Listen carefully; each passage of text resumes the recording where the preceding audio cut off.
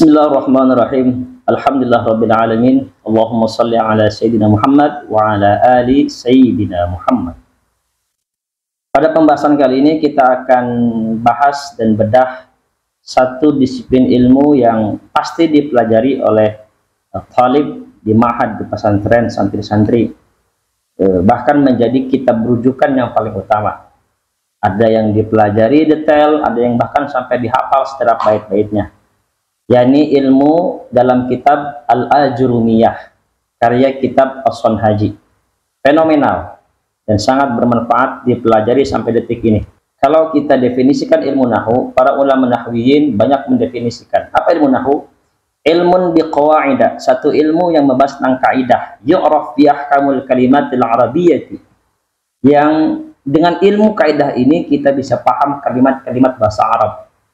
Halat tarkibih min al-i'rabi wal bina, untuk mengetahui pergerakan atau perubahan kaidah kalimat bahasa Arab, contoh fathah, kasrah, dhammahnya, dan juga perubahan-perubahan kalimat-kalimatnya. Apa tujuannya? Wa ghayatuhu wa faidatuhu at-taharrus 'anil khata'.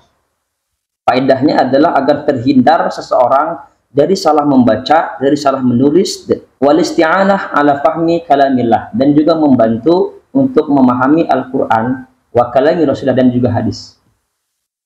Nah, kenapa? Kalau seseorang sudah benar membaca, sehingga dia akan benar pemahamannya.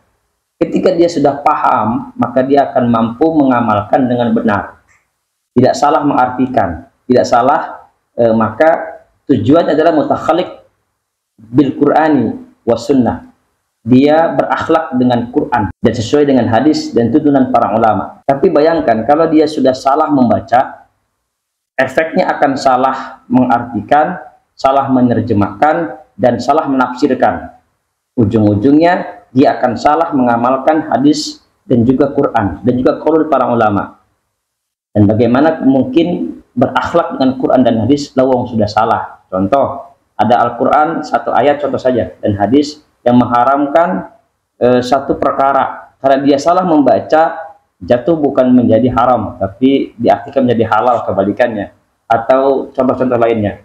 Ini itu sudah tidak mungkin. Nah, inilah kehati-hatian para ulama nahwiyin dalam membaca, dalam mempelajari ilmu nahwu, pergerakan atau perubahan setiap kalimat. Tujuannya itu tadi, untuk memahami Al-Quran dan hadis. Paling utamanya dia mampu mengamalkan apa teks dalam Quran dan hadis. Karena ada firman Allah, kabur maqtan indallah an taqulu ma la taf'alun. Berapa banyak orang yang cuma bisa ngomong tapi nggak bisa berbuat. Maka jangan sampai kita pandai ilmu nahwu tapi kemudian kita sombong. Pandai ilmu bahasa Arab, berbicara, menulis dan paham, tapi tidak pandai melakukannya. Dan itu disebut dengan kabur maqtan indallah an taqulu ma la taf'alun. Tujuannya seperti itu. Maka kitab ini banyak disyarah oleh para ulama. Ada juga ulama yang mensyarah dari sisi ilmu tasawuf, agar seseorang ketika mempelajari ilmu nahwu, dia mampu mengamalkan dengan benar sehingga meresap dalam qalbunya.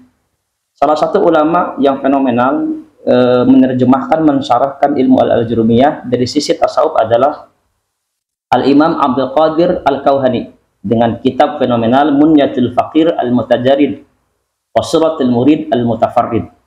Ini satu kitab yang membahas penjelasan atau syarah Al-Ajurumiyah dengan frame yang berbeda, yaitu ilmu tasawuf. Maka beliau mengatakan bahwa ilmu nahwu itu terbagi kepada dua macam. Wa nahwu ala qismaini. Ilmu nahwu itu ada dua macam. Nahwu lisanil fam wa nahwul qalbi. Nahwu dari sisi lisan, wa nahwul qalbi, dan qalbi. Kenapa? Karena ada satu fenomena beliau melihat, inna najidu man la yuhsinu talaffuz bi kalamil Arab.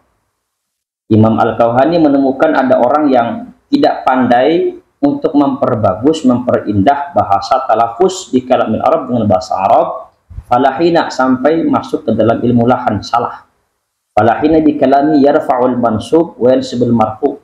Yang rofa, yang mansub dibaca marfu, yang marfu dibaca nasab, itu nanti akan berakibat kepada salah makna masalahnya.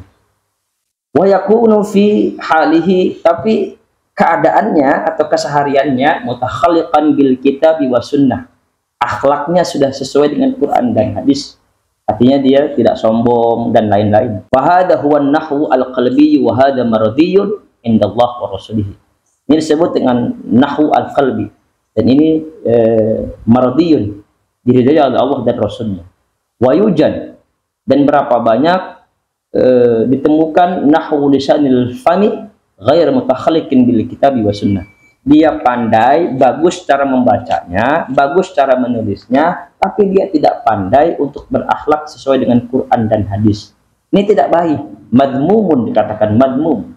Maka kemudian Imam Al-Kauhani katakan qala fil asli, asalnya adalah thumma yajibu 'alal 'aqil ba'da islahi lisanihi ay yas'a fi islahi jananihi.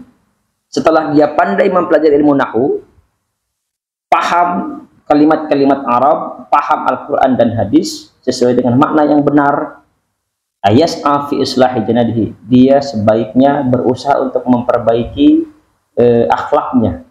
Wadhalika, dan ini adalah bitasfiyatihi minal radha'il, untuk menghilangkan atau membersihkan dari sifat-sifat kedengkian, keburukan.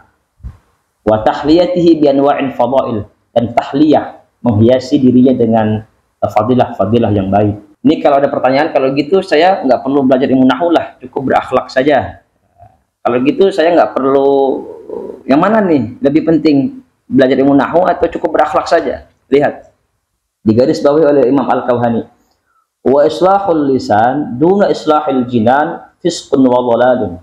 Memperbaiki lisan, mempelajari ilmu nahwu maksudnya, duna islahil jinan, tanpa memperbaiki akhlaknya, fisqun wa dhalalun, satu kefasikan dan dolal, sesat, buruk.